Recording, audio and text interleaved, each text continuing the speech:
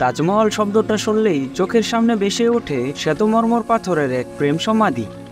মনে পড়ে যায় নশ্বর পৃথিবীতে সম্রাজ্ঞী মমতাজ মহলের প্রতি ভালোবাসাকে বাঁচিয়ে রাখতে তাজমহল তৈরি করেছিলেন সম্রাট শাহজাহান।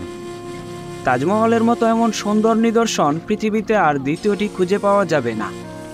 ইতিহাসে আমরা চ্যানেলের এই পর্বে জানব পৃথিবীর সপ্তম আশ্চর্যের অনন্য নিদর্শন তাজমহল সম্পর্কে। ভিডিও শুরু করার আগে অনুরোধ করব, আপনি যদি এই চ্যানেলে নতুন হয়ে থাকেন, ইতিহাসে আমরা সাবস্ক্রাইব করে বেল আইকনে ক্লিক করুন। পৃথিবীর অপার বিস্ময় তাজমহলের স্বপ্নদ্রষ্টা সম্রাট শাহাবুদ্দিন মোহাম্মদ শাহজাহান। শাহজাহান নামটি এসেছে মূলত ফরাসি ভাষা থেকে, যার অর্থ পৃথিবীর রাজা। তিনি ছিলেন মুঘল সাম্রাজ্যের পঞ্চম সম্রাট। শাহজাহানের শাসনামলে অসাধারণ সব স্থাপত্য নির্মাণের কারণে ইতিহাসবিদরা তাকে প্রিন্স অফ বিল্ডার্স নামে আখ্যায়িত করেছে। 1592 সালের 5 জানুয়ারি জন্ম নেওয়া এই মুঘল সম্রাট 1666 সালের 22 জানুয়ারি মৃত্যুবরণ করেন। সম্রাট শাহজাহান 1628 সালে মুঘল সিংহাসন অলংকৃত করেন। শাহজাহান মুঘল সাম্রাজ্য শাসনের মাত্র 4 বছরের মধ্যে 1632 সালে তাজমহল নির্মাণের কাজ শুরু করেন। এটি তৈরি করতে 22,000 শ্রমিকের 22 বছর সময় লেগেছিল। কথিত আছে, স্ত্রী মমতাজ মহলের সমাধির কাজ শাহজাহান শুরু করলেও তার ছেলে অরঙ্গজেব তাকে আগ্রার দুর্গে বন্দী করে রাখায় সমাধির কাজ তিনি শেষ করতে পারেননি। 1666 সালে মৃত্যুর পর শাহজাহানকে একই সমাধিতে সমাহিত করা হয়।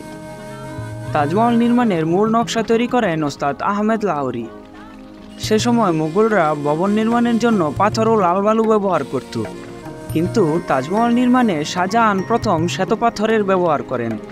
শ্বেতপাথরের সৌধই তাজমহলের সারা পৃথিবীতে অনেক গুরুত্ব আছে। তাজমহল নির্মাণের জায়গাটির মালিক ছিলেন মহারাজা জয় সিং। সম্রাট শাহজাহান এই জমিটি ক্রয় করার সিদ্ধান্ত নেন। পরবর্তীতে তিনি মধ্য আগ্রার বিশাল একটি রাজপ্রাসাদের বিনিময়ে এই জমিটি ক্রয় করে নেন। যমুনা নদীর তীরবর্তী তাজমহলের জমিটি খুবই নিচু হওয়ায় জায়গাটি বিশেষ এই সমাধি নির্মাণের উপযুক্ত করতে প্রচুর মাটি ফেলা হয়। সেই নিচু জমিকে যমুনা নদীর তীরের উচ্চতা থেকে প্রায় 160 ফুট উঁচু করা হয়।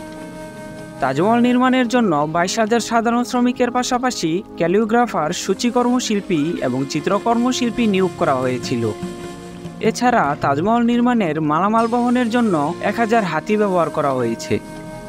তাজমহলের শ্বেতপাথর আনা হয়েছিল রাজস্থানের মাকরানা থেকে, পাঞ্জাব থেকে পান্না, চীন থেকে স্ফটিক, শ্রীলঙ্কা থেকে আনা হয়েছিল নানা রকম নীলকান্ত মণি। তাজমহলের পাথরের গায়ে বসানোর জন্য মোট 28 ধরনের দুষ্প্রাপ্য দামি পাথর পৃথিবীর বিভিন্ন দেশ থেকে আনা হয়েছিল। তাজমহলের এই অসাধারণ নির্মাণ কাজ সম্পন্ন করতে ভারতবর্ষের নির্মাণ শিল্পী ছাড়াও পৃথিবীর বিখ্যাত সব স্থাপনা শিল্পীদের আনা হয়। তাজমহলের ভাস্করদের আনা হয়েছিল বুখারা থেকে, হস্তাক্ষর শিল্পী সিরিয়া এবং পারস্য থেকে, রত্নশিল্পী উত্তর ভারত থেকে এবং মণিকারদের আনা হয়েছিল বেলুচিস্তান থেকে। তাজমহলের নিজস্ব অসাধারণ গুণ থাকলেও এই সমাধি নির্মাণে বিভিন্ন ধর্মীয় স্থাপনার ছোঁয়া দেখা যায়, যেমন 4টি মিনার ও গম্বুজ মুসলমানদের মসজিদের মতো, এবং তাজমহলের মাথার ত্রিশূলটি হিন্দুদের শিব মন্দিরের অনুকরণে নির্মিত। প্রতিদিন আলোর পরিবর্তনের সাথে সাথে তাজমহলও ভিন্ন ভিন্ন রূপ ধারণ করে। সকালে গোলাপি বর্ণের, দুপুরে হালকা হলুদ, বিকালে দুধের মতো সাদা এবং রাতে চাঁদের আলোতে সোনালী বর্ণ ধারণ করে পৃথিবীর এই আশ্চর্য স্থাপনা। তাজমহল অত্যন্ত শক্ত ভিতের উপর দাঁড়িয়ে আছে, কারণ সেই সময়ের ভূমি প্রকৌশলীরা তাজমহলের ভিত নির্মাণের জন্য অনেকগুলো পাতকুয়া করে এর ভিতরে আবলুস নামের এক ধরনের কাঠ ব্যবহার করেছে। আবলুস কাঠের বিশেষত্ব হলো এই কাঠে গুনে ধরে না, এবং এই কাঠ যত বেশি পানিতে ভিজে থাকবে তত বেশি শক্ত হবে। এইভাবে মঞ্চ তৈরি করে তার উপর মূল সৌধটি নির্মাণ করা হয়েছে। বর্তমানে আধুনিক স্থাপত্য নির্মাণেও এই কৌশল ব্যবহার করা হয়, আর সে কারণে বড় ধরনের ভূমিকম্পেও এই পর্যন্ত তাজমহল ক্ষতিগ্রস্ত হয়নি। দূর থেকে তাজমহলের মিনারগুলো সোজা দেখা গেল, সামনে থেকে ভালোভাবে দেখলে বোঝা যায় মিনারগুলো সোজা নয়। ভূমিকম্পে তাজমহলের মিনারগুলো যাতে করে মূল সমাধির উপর ভেঙে না পড়ে, সেই জন্য মিনারগুলোকে বাইরের দিকে সামান্য কাত করে তৈরি করা হয়েছে।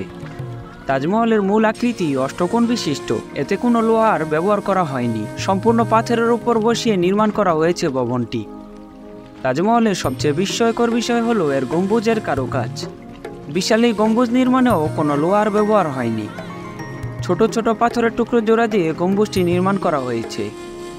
সমাধি থেকে গম্বুজটির সর্বোচ্চ উচ্চতা 73 মিটার, যা দিল্লিতে অবস্থিত কুতুব মিনারের চেয়েও 1/2 মিটার উঁচু। তাজমহলের মূল ভবনের চারপাশে প্রায় 40 মিটার উঁচু 4টি মিনার রয়েছে। মিনারগুলো 3 ভাগে বিভক্ত। প্রতিটি ভাগের শেষের দিকে গোল বারান্দা রয়েছে। টানা 17 বছর নির্মাণযোগ্য চলার পর 1648 সালে প্রাথমিক নির্মাণ কাজ শেষ হয়। নির্মাণ কাজ শেষ হলেও এর সৌন্দর্যবর্ধন কাজ চলতে থাকে। আশেপাশের কাজু বাগান এবং 3 দিকের 3টি প্রবেশদ্বার সহ পুরোপুরি শেষ হতে আরও 5 বছর সময় লেগেছিল। তাজমহল সম্পর্কিত একটি বহু প্রচলিত গুজব হলো, তাজমহল নির্মাণ শেষ হওয়ার পর সম্রাট শাহজাহান শিল্পীদের হাত কেটে ফেলার নির্দেশ দেন, যাতে করে কেউ পরবর্তীতে তাজমহলের মতো সুন্দর ইমারত তৈরি করতে না পারে। কিন্তু এটি সম্পূর্ণ ভিত্তিহীন একটি গল্প। আরেকটি ভ্রান্ত ধারণা হলো, সম্রাট শাহজাহান তাজমহলের বিপরীতে যমুনা নদীর ওই পারে কালো মার্বেল দিয়ে দ্বিতীয় তাজমহল নির্মাণ করতে চেয়েছিলেন, কিন্তু ক্ষমতাচ্যুত হওয়ায় তা আর সম্ভব হয়নি। প্রকৃতপক্ষে ইতিহাস থেকে এই গুজবটিরও কোনো প্রমাণ পাওয়া যায় না। তাজমহল হল পারস্য, মধ্য এশিয়া এবং ইসলামী স্থাপনাগুলোর সর্বশ্রেষ্ঠ নিদর্শন। তাজমহলের ভিতর এবং বাইরে অসাধারণ সব ক্যালিগ্রাফি আছে। মমতাজ মহলের সমাধিতে তার পরিচয় দেওয়ার জন্য ক্যালিগ্রাফি ব্যবহার করা হয়েছে। সমাধিক্ষেত্রের দেয়ালে রয়েছে আল্লাহর 99 নামের ক্যালিগ্রাফি। কিন্তু তাজমহলের আসল সৌন্দর্য হলো এর প্রবেশদ্বারের বিশাল ক্যালিগ্রাফি। এসব ক্যালিগ্রাফির মাধ্যমে পবিত্র কোরআনের বিভিন্ন আয়াত লেখা হয়েছে। আব্দুল হক নামের ক্যালিগ্রাফার এসব ক্যালিগ্রাফি অঙ্কিত করেছে। সম্রাট শাহজাহান খুশি হয়ে তাকে আমানত খাঁ নামে ভূষিত করেছিল। বর্তমানে তাজমহল বাগান, অতিথি বিশ্রামাগার ও মসজিদ দিয়ে ঘেরা 127 বিঘা জমি নিয়ে গঠিত। যেই যমুনা নদীর কারণে তাজমহল বিশ্ববিখ্যাত হয়েছিল, সেই যমুনা আজ মৃতপ্রায়। তাজমহলের পিছন দিয়ে বয়ে চলা যমুনা বর্তমানে ভারতের অন্যতম দূষিত নদী। যমুনা তার স্বাভাবিক প্রবাহ হারানোর কারণে দিন দিন শুকিয়ে যাচ্ছে, ফলে তাজমহলের ভিত দিন দিন দুর্বল হয়ে পড়ছে। যমুনা তীরবর্তী বিভিন্ন দূষণকারী কোম্পানির জন্য এই অঞ্চলের বাতাস অত্যন্ত দূষিত। বায়ু দূষণের কারণে তাজমহলের প্রকৃত রং দিন দিন হারিয়ে যাচ্ছে। নির্মাণের পর থেকে তাজমহল দেশি বিদেশি পর্যটকদের কেন্দ্রবিন্দুতে রয়েছে। ভারতের পর্যটন কেন্দ্রগুলোর মধ্যে সবচেয়ে জনপ্রিয় হলো তাজমহল। বর্তমানে প্রতি বছর প্রায় 20 থেকে 30 লক্ষ ভ্রমণ পিপাসু তাজমহল ঘুরতে আসে। বছরে প্রায় 2 লক্ষ বহিরাগত পর্যটক ভারত ভ্রমণ করে শুধু তাজমহল দেখার উদ্দেশ্যে। সবচেয়ে বেশি পর্যটকের আগমন ঘটে অক্টোবর থেকে ফেব্রুয়ারি মাসের মাঝামাঝি সময়ে। বায়ু দূষণকারী যানবাহনে চড়ে তাজমহলে যাওয়া সম্পূর্ণ নিষিদ্ধ। তাই পর্যটকদের গাড়ি রাখার স্থান থেকে পায়ে হেঁটে অথবা বৈদ্যুতিক গাড়ির মাধ্যমে যেতে হয়। শুক্রবার ছাড়া তাজমহল প্রতিদিন সকাল 6টা থেকে সন্ধ্যা 7টা পর্যন্ত পর্যটকদের জন্য খোলা থাকে। শুক্রবার নামাজ পড়ার দিন বলে সেই দিন তাজমহল বন্ধ রাখা হয়। এছাড়া প্রতি মাসের পূর্ণিমা রাতে 8টা 30 থেকে 12টা 30 পর্যন্ত তাজমহল পর্যটকদের জন্য খোলা থাকে। বর্তমানে সম্পূর্ণ তাজমহল এবং মূল সৌধে প্রবেশের টিকিট মূল্য ভারতীয়দের জন্য 250 রুপি, সার্কভুক্ত দেশগুলোর জন্য 740 রুপি। এছাড়া বিশ্বের অন্যান্য দেশের পর্যটকদের জন্য 1300 রুপি। 2014 সাল থেকে পর্যটকদের সুবিধার্থে তাজমহল পরিদর্শনের জন্য অনলাইন টিকিটের ব্যবস্থা করেছে archaeological survey of India. Rod এবং সিমেন্ট বাদে নির্মিত ভালোবাসার নিদর্শন তাজমহলের দিকে তাকালে মনে পড়ে যায় পৃথিবীর সপ্তাশ্চর্যের আরেক রহস্যময় গিজার পিরামিডের কথা। হাজার হাজার বছর ধরে পিরামিডই ছিল মানুষের তৈরি সবচেয়ে বড় উঁচু স্থাপনা। সকল ধরনের আধুনিক যন্ত্রপাতি ব্যবহার করেও বর্তমান যুগে এত বড় নির্মাণযোগ্য এক বিশাল চ্যালেঞ্জ। সপ্তম আশ্চর্যের প্রাচীন নিদর্শন পিরামিড সম্পর্কে জানতে ইতিহাসে আমরার এই ভিডিওটি দেখুন। এই ধরনের ভিডিও নিয়মিত দেখতে চাইলে ইতিহাসে আমরা সাবস্ক্রাইব করুন। ফেসবুকে আমাদের ভিডিও দেখতে চাইলে ইতিহাসে আমরা ফেসবুক পেজটি লাইক এবং ফলো করুন।